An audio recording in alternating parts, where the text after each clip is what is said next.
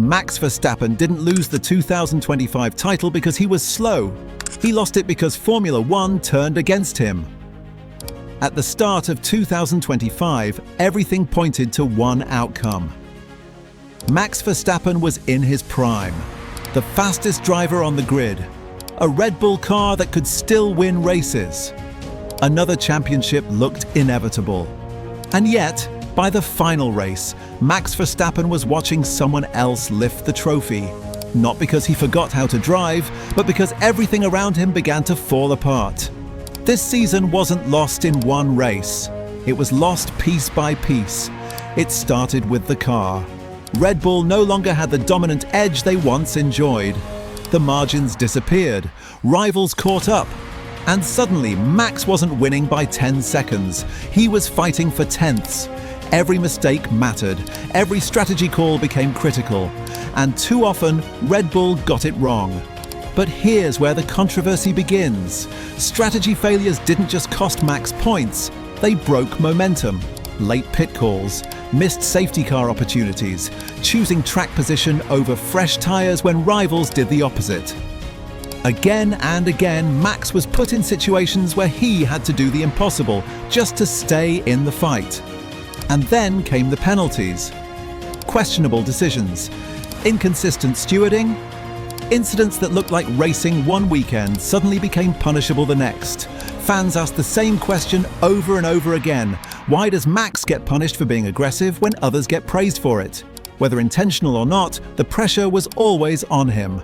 Midway through the season, and listen closely here, this is where everything changed.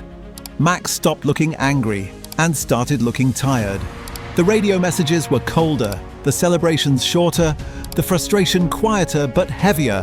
This wasn't the Max who laughed at chaos. This was a driver carrying the weight of a championship slipping away. And if you're enjoying this breakdown so far, pause for just 1 second. Subscribe now because stories like this don't get told honestly anywhere else. The emotional breaking point came late in the season. A race Max should have won. A call that should have been obvious. Instead, Red Bull gambled and lost. The rivals scored big. The championship swung. And for the first time all year, Max wasn't leading the standings. From that moment on, he was chasing. And Max Verstappen is at his most dangerous when he's chasing. But even brilliance has limits. A fastest lap here, a pole position there. It wasn't enough. The consistency was gone. The title wasn't lost because Max cracked. It was lost because the system around him stopped delivering. The most painful part? If just one race had gone differently, if just one strategy call had worked, if just one penalty hadn't been given, Max Verstappen would have been champion in 2025. Instead, he finished second. Not defeated, not slower, just beaten by circumstances, decisions, and a season that refused to bend his way. And that's why 2025 hurts more than any loss before it. Because this wasn't a downfall, it was a championship stolen inch by inch.